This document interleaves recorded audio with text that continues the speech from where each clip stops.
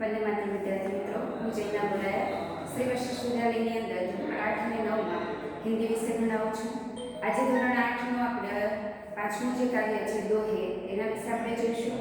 तो उस दोहे में जो है वो 3 कवियों ने अपने अपने दोहे दिए हैं, रहीम जी, तुलसीदास और कबीर जी। तो आज सबसे पहले हम दोहे देखेंगे वो है कबीर जी के बारे में। सबसे पहले हम दोहा देखेंगे कबीर जी के बारे में। 3 कवियों ने इसमें अपने पद लिखे हैं, जिसमें कबीर जी, तुलसीदास और रहीम जी, ये 3 आते हैं। तो सबसे पहले हम देखेंगे कबीर जी के बारे में। तो पद शुरू करने से पहले हम देखेंगे कबीर जी के बारे में। कबीर जी जो थे वो 15वीं शताब्दी में हो गए थे। कब हो गए थे कबीर जी? 15वीं शताब्दी में हो गए थे। कबीर जी जो थे वो निर्गुण भक्ति शाखा के कवि माने जाते हैं, जिसने भगवान को किसी भी रूप, रंग और आकार में नहीं बांटा है। वो भगवान को निर्गुण रूप में ही पूजा करते थे। उनके जो काव्य जो थे उसमें अनुभवजन्य ज्ञान बहुत था, और इसी की वजह से कबीर जी की भाषा को भी पंचमेल खिचड़ी भाषा या तो सदुकड़ी भाषा कहा जाता है, क्योंकि जो कुछ भी सीखा, ऐसा कहा गया है कि कबीर जी जो थे वो पढ़े लिखे नहीं थे। उन्होंने अपने साहित्य में पहले ही लिखा था कि वसी कागज छुयो नहीं, कलम गही नहीं हाथ। वो इसका मतलब ये हुआ कि कबीर जी पढ़े लिखे नहीं थे, उनके पास अनुभवीय ज्ञान इतना सारा था कि उन्होंने साहित्य की रचना की। कबीर जी ने हिंदू और मुसलमानों के जो अपने अपने रीति रिवाज थे उन पर भी करारा व्यंग किया है, और उन्हें हमेशा आपस में मिलजुल कर रहने के लिए कहा है। तो ऐसे ही कबीर जी ने समाज सुधार का कार्य भी किया है अपने साहित्य के द्वारा। तो ऐसे ही कबीर जी के जो पद हमें यहाँ पर दिए गए हैं वो दोहे हम आज देखेंगे। साई इतना दीजिए जामे कुटुंब समाए, मैं भी भूखा न रहूं साधु न भूखा जाए। इस दोहे में कबीर जी ने संतोष की बात की। ज्यादातर मनुष्य जो होता है उसे जितने भी पैसे कमाता है या जितनी भी सुख सुविधाएं होती है वो उसे ज्यादा ही चाहिए। पर कबीर जी यहाँ क्या कहते हैं कि साईं इतना दीजिए। साईं यानी कि कौन? भगवान। वो भगवान से प्रार्थना करते हैं कि हे भगवान मुझे इतना अन्न और धन दीजिए। क्या मांगते हैं वो? अन्न और धन। इतना अन्न और धन दीजिए जामे कुटुंब समाए, जिसमें मेरे कुटुंब का यानी कि परिवार का गुजारा हो सके। मैं भी भूखा ना रहूं साधु ना भूखा जाए। कबीर जी कहते हैं कि मैं भी भूखा ना रहूं और मेरे द्वार पर आए हुए जो साधु संत होते हैं वो भी भूखे न जाए। हाँ, इसमें कबीर जी कहना चाहते हैं कि संतोष रखिए, जितना हमें मिला है उसी में संतोष रखने के लिए हमें कहा गया है। फिर से एक बार दोहा कहती हूँ। कबीर जी कहते हैं कि हे भगवान मुझे इतना अन्न और धन दीजिए जिसमें मेरे कुटुंब का निर्वाह हो सके। मैं भी भूखा न रहूं और मेरे द्वार पर आए हुए साधु संत भी भूखा न जाए। बीजो दोहो जुओ। बिना विचारे जो करे सो पाछो पछताए, काम बिगाड़े आपनो जग में होत फसाए। हाँ, बहुत अच्छी बात की है यहाँ कबीर जी ने कि बिना विचारे जो करे सो पाछो पछताए। जो मनुष्य बिना सोचे समझे कोई भी कार्य करता है तो उसे पीछे से पछताना पड़ता है। कोई भी कार्य ले लीजिए, छोटे से छोटा कार्य भी क्यों ना हो, अगर उसमें इंसान बिना सोचे समझे अगर कार्य करेगा तो उसे पछताना नहीं पड़ेगा।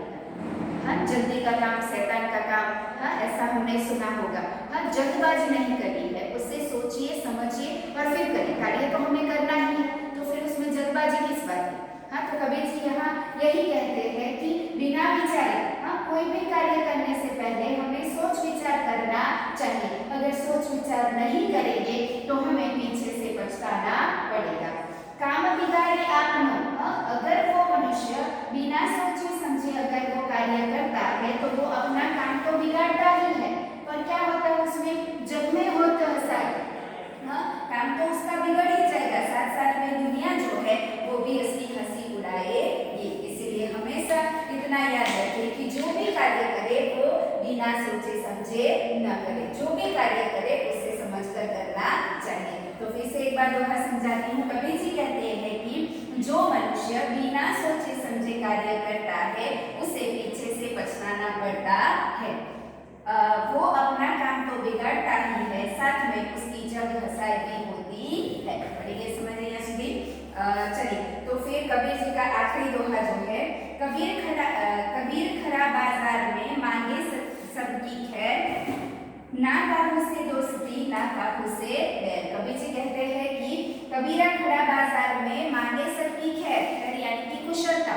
किसकी प्रार्थना करते हैं? सबकी कुशलता की प्रार्थना करते हैं। ज्यादातर इंसान कैसा होता है, हाँ, कोई इंसान ऐसा होता है, अगर कोई अच्छा काम करता है तो उसकी बातें बनाते हैं, उसे अच्छा नहीं लगता है, हाँ, पर यहाँ कबीर जी तो सबकी कुशलता की प्रार्थना करते हैं, चाहे वो उसके सगा संबंधी हो या ना हो, उसके दोष हो ना हो, मित्र हो ना हो, लेकिन वो सबकी कुशलता की प्रार्थना करते हैं।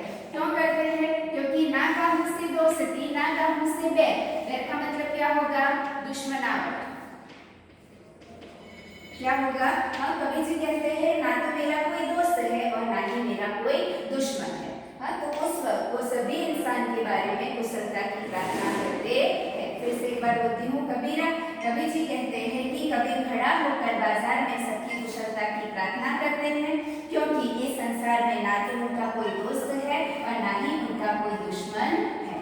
ठीक है, चलिए इन तीनों दोहों के बारे में आपको पता चल गया होगा। फिर भी मैं तीनों के तीनों दोहों का भावार्थ फिर से एक बार बोल जाती हूँ। पहला दोहा, कबीर जी कहते हैं कि हे भगवान, मुझे इतना दीजिए जिसमें मुझे इतना अन्न और धन दीजिए जिसमें मेरे परिवार का निर्वाह हो सके, मैं भी भूखा ना रहूं और मेरे द्वार पर आए हुए साधु संत भी भूखा न जाए। दूसरा दोहा, जो मनुष्य बिना सोचे समझे कार्य करता है उसे पीछे से पछताना पड़ता है, वो अपना काम तो बिगाड़ता ही है, साथ में उसकी जग हंसाई भी होती है। तीसरा दोहा, कबीर जी कहते हैं कि कबीर खड़ा होकर बाजार में सबकी कुशलता की प्रार्थना करता है। क्यों? क्योंकि ना तो उनकी किसी से दोस्ती है और ना ही किसी से दुश्मनी है। तो कबीर जी जैसे विचारों को हमें अपने जीवन में अपनाना चाहिए कि किसी से कभी भी दुश्मनावट ना रखे, हमेशा सबकी कुशलता की प्रार्थना करें और सबसे बड़ा भाव मन में संतोष रखें। जितना भी भगवान ने हमें दिया है उसमें हमेशा खुश रहना चाहिए। तो यहाँ पर जो था कबीर जी के जो दोहे थे वो यहाँ पर पूर्ण हुए। उसके आगे हम देखेंगे रहीम जी के दोहे। तो उसके बारे में सबसे पहले रहीम जी के बारे में जानते हैं। तो रहीम जी का पूरा नाम जो था वो अब्दुल रहीम खान खाना था। क्या नाम था? अब्दुल रहीम खान खाना। ये रहीम जी जो और उनके पिताजी जो थे वो अकबर के अभिभावक माने जाते हैं।